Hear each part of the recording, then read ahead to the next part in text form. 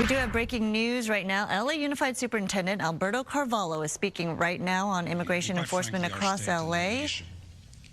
Yeah, this after rumors online suggested ICE had targeted a fifth-grade graduation, so let's listen in. Los Angeles. Those gray clouds could mean a lot of things to a lot of people.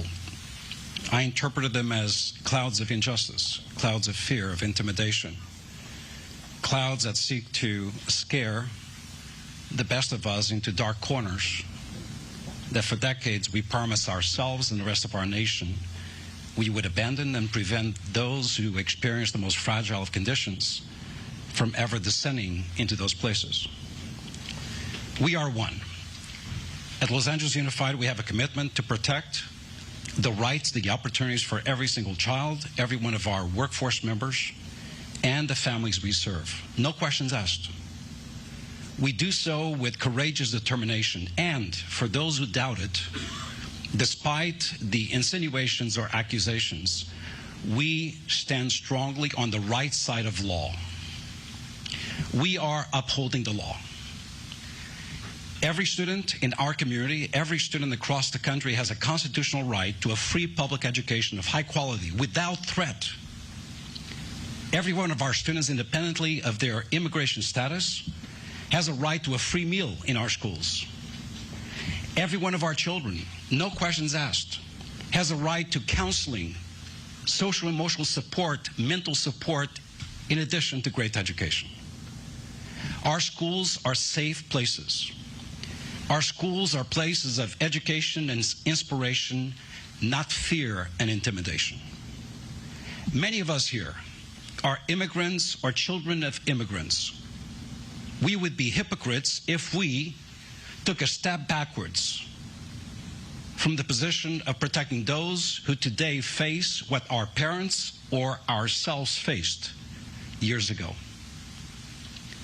So for us, we embrace and embody this position on the basis of both a moral and professional responsibility to educate, to protect, to inspire our kids and our families. As I'm addressing you, there are two schools in our community that within a couple of blocks we see federal vans parked. No action has been taken, but we interpret those actions as actions of intimidation, instilling fear that may lead to self-deportation. That is not the community we want to be. That is not the state or the nation that we ought to be. In fact, if those who believe that that is the nation we should become, let's rearrange Lady Liberty. Let's bring that arm down and extinguish that flame, for we're no longer the light for the world. I am proud to reside in LA. I am proud to call this city my city. I am proud of the fact that this board stands united and unified alongside community partners and elected officials in saying, not on our watch. Not on our watch shall people trample over children's rights. Not on our watch shall people be intimidated. Not on our watch shall we succumb to unreasonable pressures for us to do that which is not human or humane or humanitarian. I'm one who believes that as an educator of many decades, we know and understand that public education and democracy are two sides of the same American coin. Undermine one, the other will suffer. That is what's at stake. We will not waver from our responsibility of protecting kids. Let me take a quick break to let you know who's with us today. But I wanted to declare up front what we stand for, the values and principles that guide our work, because none of us disagree over that. I also want to assert that there are many other people who would like to be here today. And I'd like to mention that our labor leaders, UTLA, SEIU 99, were invited. They would have been here, but they are preparing for another event right around the corner. We appreciate their solidarity with us during these trying times.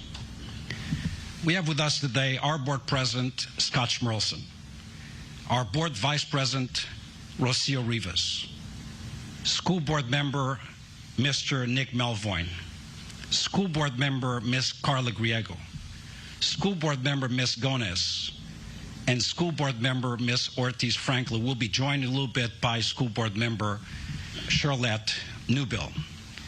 We have LA County Supervisor Hilda Solis. We have community partners who do incredible work every single day, whether as in providing assistance, counseling, or pro bono legal support for children and their families. We have Chirla here with us today, Miriam Mesa. We have public counsel with a number of qualified individuals who stand in the protection of the legal rights of our students. We have Carecen. We have PTA presidents representing the South, Central, East, and West LA. Leslie Menjivar, the 10th District PTA president. We have the 31st District PTA president representing San Fernando Valley, Colleen Ross. We have senior staff members, we have teachers, we have counselors, we have our community in support of our kids. I want to speak a little bit about our district commitment. We recognize that fear and intimidation are tools currently being exercised and used in our community. I want to, however, say we remain unwavering in our commitment that our schools are safe, welcoming sites for all, where every single right is protected. And I want to be very clear to those who may seek to take actions that transcend our beliefs and our policies. We're not just talking about our schools. We're talking about our schools, places where kids wait for the buses, the bus itself. We're talking about sites where graduations are currently taking place. And I have to say, what a heartbreak. I've spoken with parents who've told me that their daughter will be the first in their family to graduate high school. And they're not going to be there to witness it because they have a fear of the place of graduation being targeted. What nation are we becoming?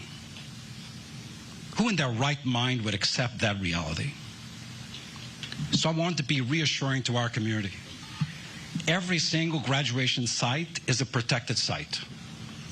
I have directed our own police force to redouble their efforts and establish perimeters of safety around graduation sites to intervene and interfere with any federal agency who may want to take action during these joyous times that we call graduation. Not on our watch. As I said earlier, every child has a constitutional right to a public education. Therefore, every child and their parent has a right to celebrate the culmination of their educational success. With that said, we ought to be careful and take the necessary steps. We are encouraging every parent in our community, particularly parents with fragile immigration status, to update in person at school, online via the parent portal, update the emergency contact information. If you cannot yourself go to your child's school in case of an emergency, to get your child or to drop off your child, empower someone who can. In addition to that, we are here with you 24/7. Our family hotline is active 24/7. It is 213-443-1300. If you have a question, a concern, a fear, please reach out to us. We have the appropriate resources to support you. We can direct your concern to free legal support to address your issues. We're here to help. We recognize that in light of what's taken place, our youth, particularly our high school students, need to demonstrate their position. And let me talk about that for a second. They are members of our community. They know what's happening. They're listening to the dinner table conversations between their parents. And some have expressed to me what those conversations are like. They've told me that mom and dad are talking about who shall leave, who shall stay, whether or not they themselves, as students, will be under the protective care of a neighbor. because maybe both parents have to leave. Who would get that student if the parent is apprehended at the restaurant where they work, at the lumber yard where they labor? No child, regardless of age, should have to experience or listen to that type of commentary. With that said, we're asking parents to speak with students. There's a possibility of student walkouts. We have heard of it. To the extent possible, considering the consequences and dangers beyond our schools, to the extent possible, please stay in school. Parents, help us. We will provide safe space and time for our students to voice their position and their opinion within the safe confines of our schools. We can no longer predict what will happen outside of our schools. The recent images on TV tell us that. We have mental health resources available to our students, to our parents, and certainly to our workforce. I want to speak directly to the workforce. We often address the students and the parents. Our teachers, our counselors, our support staff are hurting over what they see and what they hear from the children we serve. Their mental health crisis is comparable to the one our children face. Therefore, we have Family Wellness Resource Line open. We also have an employee assistance service for education employees. That means all employees, also open 24/7 support for everyone in our school system. Easy number, 1-800-882-1341. If you feel you need assistance, please call. We have established restorative circles to support students in school. Tomorrow is the last day of school in our grade school system, but soon enough we'll be in summer school.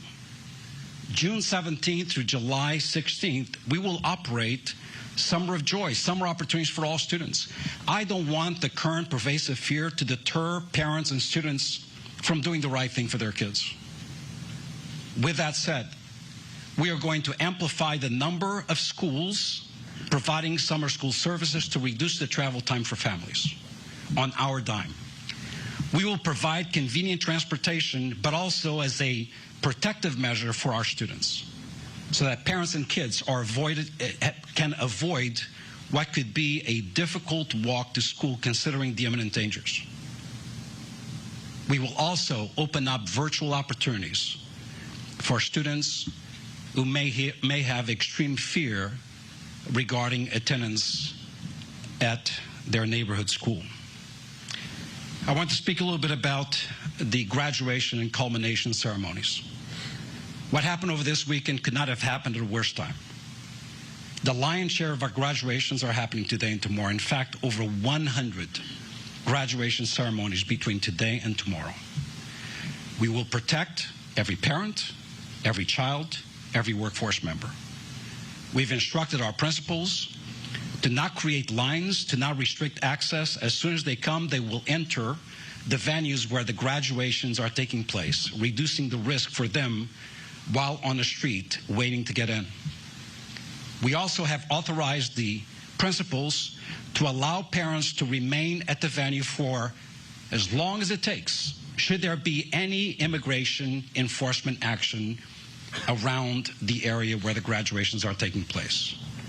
And as I said earlier, we have deployed operations personnel and our school board police to establish perimeters of safety around graduation sites and schools where federal actions are being detected. Where possible, we have stood up Zoom opportunities for parents to be able to witness the culmination of their children online. And lastly, we want to ensure that after the ceremony, the protective pathway for parents is also maintained safe. And that is why our school board police will remain on site for as long as necessary. Lastly, I want to speak once again about our summer school program. Last year, every grade level, every subject area saw significant improvements in terms of performance. This is not public yet, but I'm going to make a prediction today that the improvements of last year will be obliterated by the performance of this year, notwithstanding the fires, the shutdown, and the immigration woes and fears experienced by our community. That's because what we're doing works. The commitment of our teachers, our support staff, our principals, our parents, it's working. And part of that solution resides with the experience of summer school. The current fears could not undermine our summer school program, during which time kids receive academic acceleration, support, enrichment, but also food, nutrition. We cannot deprive our kids of their absolute rights to education and food. Therefore, we will go forward with a month-long summer school program with all of the protective measures I described up until this point. I spoke with Mayor Bass late last night, and we are, and I will not get into the specifics, coordinating support systems and protection for our kids, including expanded transportation. I have communicated with the governor about what must be done to continue to protect our schools and necessary waivers should we see significant impacts to attendance going into summer school or next year. And we have extreme support from both local, state, as well as our congressional delegation, who have declared in a very aggressive way their support for Los Angeles Unified. So with that said, and before I go into Spanish, let me introduce and bring up our president of the school board, Mr. Scott Schmerelson. Thank you. Thank you. All right, there you've been listening to Alberto Carvalho talking a little bit about the situation, how LAUSD is responding, and really painting a picture about what the reality is with today and tomorrow, the next couple of days, about 100 graduations at least. Something that families may be not able to be out there and support and enjoy with their children as a result of just fear of being out in the community. He wants to make those opportunities, though, safe, because it is a milestone for so many students as we celebrate graduation season. So he's hoping that kind of tensions will die down a little bit and people can celebrate their students. All right, we'll keep an eye on things there, and also want to let you know, of course, we have continuous coverage. We're staying on top of the anti-ICE protests and the local response. We have the latest updates on air as well as online. If you want to be updated, if you're not watching, the website is foxla.com. Throughout the day, you can get updates there, and we're going to take a break. We'll be right back.